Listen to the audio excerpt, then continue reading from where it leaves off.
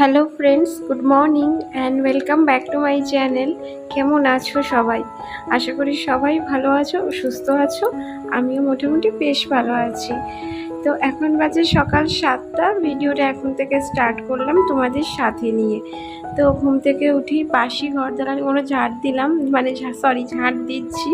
তো ভাবলাম ভিডিওটাও এখন থেকে শুরু করে দিই। তো এখনকার ভিডিওগুলো একটু অন্যরকম হচ্ছে, মানে ধরো এখন শ্যুট করছি, আবার দুপুরে গিয়ে শ্যুট করছি, আবার সন্ধ্যেবেলা গিয়ে শ্যুট করছি, তো এইরকম হয়ে যাচ্ছে। তো প্লিজ কিছু মানে মাইন্ডে নিও না, কারণ এখন সত্যি কথা বলছি, আমার ফোন ধরার লোকের এতটাই অভাব যে আমি ঠিকঠাকভাবে ভিডিও শ্যুট করতে পারছি না। তো বলতে পারো যে এখন তাহলে যদি তোমার ফোনটা কে ধরে রয়েছে, এখন আমার বর ধরে রয়েছে। ও যতক্ষণ থাকে আমি ওকে বলি যে ফোনটা ধরে দাও, আমি ভিডিও বানাবো। তো ও এখন না করে না। প্রথম একটু মানে নিজেকে মানে কি বলবো, বিরক্ত ফিল করতো, কিন্তু এখন করে না। এখন বলে না, চলো যতক্ষণ আমি আছি ততক্ষণ ফোন ধরে দিই। তো যাই হোক, এখানে দেখো ঘর দালানগুলো ঝাড় দেওয়া তো হয়ে গেল। আর এত পরিমাণে হেয়ার ফল হচ্ছে বন্ধুরা, যে বলার মতো নয়, যে মানে মাথা আঁচড়ালেই একদম চুল উঠছে, আর সারা ঘর মায়ের চুলে মানে ভর্তি হয়ে যাচ্ছে, জানো তো। আর এই ঝাড়ুর মাথাতে এত চুল আটকে যায় যে কি বলবো। তো এখানে দেখো সকালের জলখাবার বানাবো। তো কি বানাচ্ছি আজকে দেখে কি বুঝতে পারছো? এটাকে তোমরা কি বলো আমি ঠিক জানি না। আমরা তো মানে গোলা রুটি টাইপেরই বলি বা ছিলা বলি।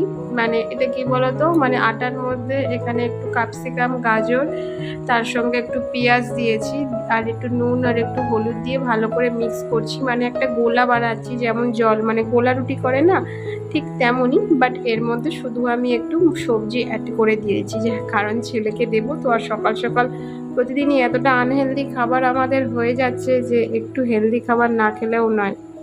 তো যাই হোক, এটাকে মাখাতে মাখাতে একটাই কথা মনে হচ্ছে যেন আমি একটা আটা মাখাচ্ছি।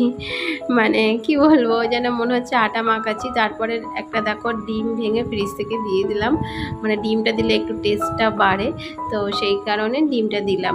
তো এটাকে একটু মেখে 10-15 মিনিটের মতো রেখে তারপরে জলখাবারটা বানাবো। তার মধ্যেও অনেক কাজকর্ম আছে যেগুলো আমাকে টুকটুক করে সারতে হবে, যেমন কাপড় চোপড় আছে সেগুলোও কেচে ধুয়ে মেলতে হবে। তো সব তো শ্যুট করা সম্ভব নয়, আবারও কিছুক্ষণ পর এসে আবার ভিডিওটা শ্যুট করছি। দেখো এখানে গোলা রুটিটা আমি বসিয়ে দিয়েছি। মানে এই তাওয়াটা না আমি কিনেছিলাম মেলা থেকে, খুব কাজের জিনিস, বিশ্বাস করো। ডিম ভাজা থেকে শুরু করে এইরকম গোলা রুটি করার থেকে, মানে খুবই একটা কাজের জিনিস। আর এখন যে ভিডিওটা শ্যুট করছি এটা হচ্ছে বেলা 12টার ভিডিও, মানে তারই মধ্যে অনেক কাজকর্ম করে ফেলেছি, যেটা একটাও দেখাতে পারিনি তোমাদের। ছেলেকে নিয়ে এসছি, মানে ছেলেকে দিয়ে এসছি স্কুলে। তার সঙ্গে ঘর দালান মুছেছি, যেহেতু আজকে বৃহস্পতিবার অনেক কাজে ছিল। আর এখন দেখো স্নান টান সেরে চলে এসেছি ঠাকুর ঘরে। আজকে ঠাকুরের কাপড় চোপড়গুলো সমস্ত পাল্টে দেব, কারণ যেহেতু বৃহস্পতিবার, আমি প্রতি বৃহস্পতিবার করি ঠাকুরের কাপড় চোপড় সমস্ত কিছু, যেগুলো পাতা থাকে, গোপুর জামা কাপড়, তো সেগুলো সব কিছুই ধুয়ে পরিষ্কার করে দিই। তো সেই জন্যই এখন জোগাড় যন্ত্র করছি, মানে এগুলো বাসি ঠাকুরের ফুলগুলোকে মানে তুলে নিচ্ছি। আর একটা জিনিস আনতে আমি নিচে থেকে ভুলে গেছিলাম, সেটা হচ্ছে সার্ফের কৌটো, কারণ যেহেতু বললাম তো যে ঠাকুরের কাপড়গুলো ধোবো, কিন্তু সার্ফের কৌটো আনা ছিল না। আর এই যে দেখো ছোবড়াগুলো এখন দিয়েছি রোদ্দুরে, কারণ এগুলো এতটাই ভিজে ভেতরটায়, মানে প্লাস্টিক না একেবারে মোড়া ছিল। তো আগের দিন যখন আমি ধুনো দিতে গেছি সন্ধ্যেবেলা, তখন দেখলাম যে ধুনো ধরছে না, তারপর দেখলাম ছোবড়াগুলোই মানে তোমার ভিজে।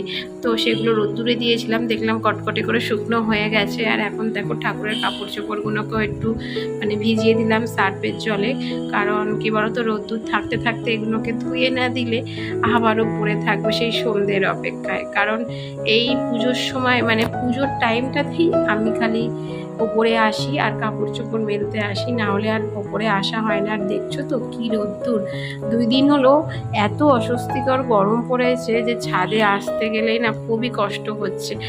আর এই যে দেখো গরমের চোটে আমার এই নীলকণ্ঠ গাছে ফুলগুলোও এখন কম ফুটছে।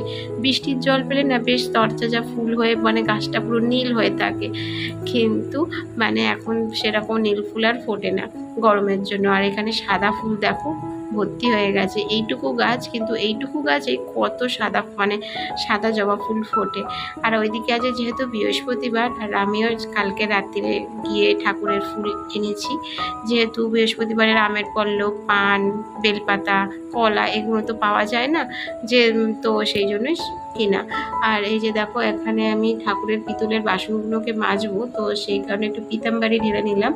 পিতাম্বারি দিলে না এগুলো খুব সুন্দর একটা পরিষ্কার চকচকে হয়ে থাকে। মানে এখন মাজবো না, আমি একটু এগুলোকে মাখিয়ে রাখবো, কিছুক্ষণ 5-10 মিনিট রাখার পরে এগুলোকে মাজবো। তার মধ্যে ঠাকুরের ওইদিকে অনেক কাজকর্ম আছে, সেই হিসেব মানে সেগুলো ছেড়ে নেব।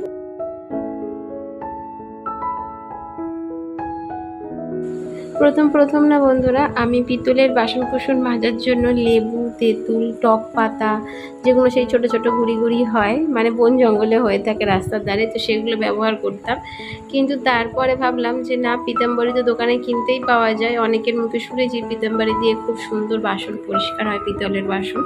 তো সেটা কিনে আনার পর থেকেই এখন আমি এরকমভাবে পিতলের বাসন পরিষ্কার করি।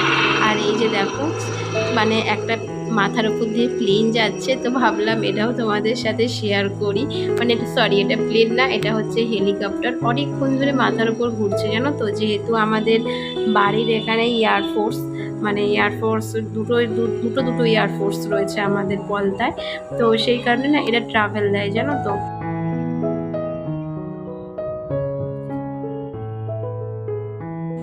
পুজো টুজো দেওয়া তো কমপ্লিট হয়ে গেছে, তারপরে ভিডিও শ্যুট করতে পারিনি। আর এখন দেখো নিচে এসে এখন একটু পেঁয়াজি ভেজে নিচ্ছি দুপুরে ভাত খাওয়ার জন্য।